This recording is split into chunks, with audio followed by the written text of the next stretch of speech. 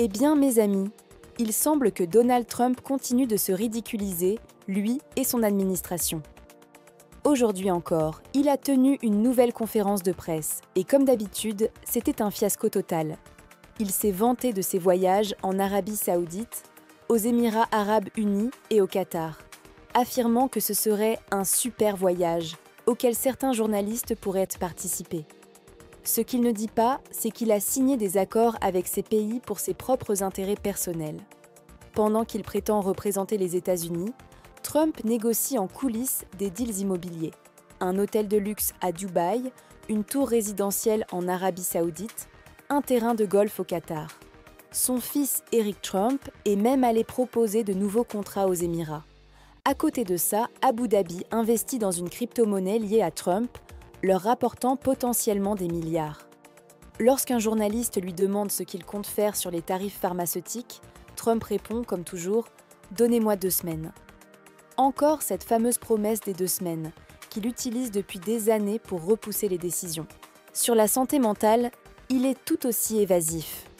Interrogé sur les coupes budgétaires dans ses programmes, il détourne la question et accuse les immigrés illégaux d'en abuser, sans apporter de réponse concrète.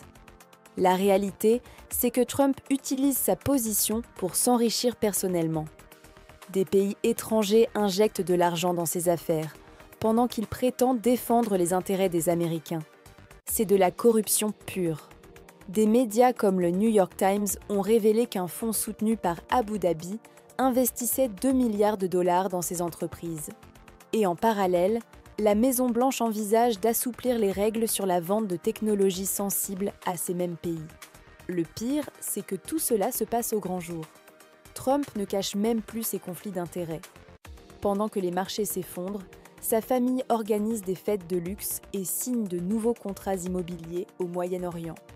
Une députée démocrate, Jasmine Crockett, a résumé la situation avec ironie.